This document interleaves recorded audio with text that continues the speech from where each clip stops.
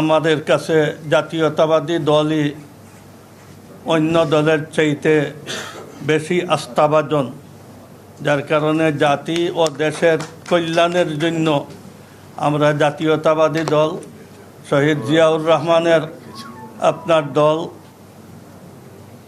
আমাদের সাবেক প্রধানমন্ত্রী খালেদা জিয়ার দল, ওনাদের সময়ে দেশের যে অর্থনীতি বা স্থিতিশীলতা ছিল, যার কারণে আমরা দীর্ঘদিনের আপনার দেখা হিসাবে এই দেশের আস্থাভাজন একটা দল, যার হাতে এই দেশ সুপুর্দ করা যায়, আমরা জাতীয়তাবাদী দল মনে করি।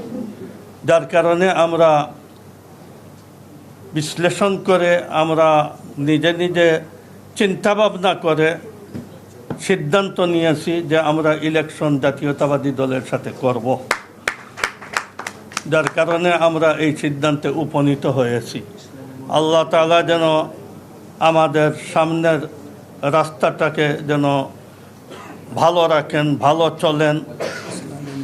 ইসলামী মূল্যবোধের বিশ্বাসী দল, এই হিসাবে আমরা ওনাদেরকে আর এরপরে জাতি ও দেশের কল্যাণের জন্য আমরা 8 দলীয় জোটের এমন কোনো আপনার অতীতে চালাইছেন বা ওনাদের এইসব আমরা কিছু দেখি নাই এখনও।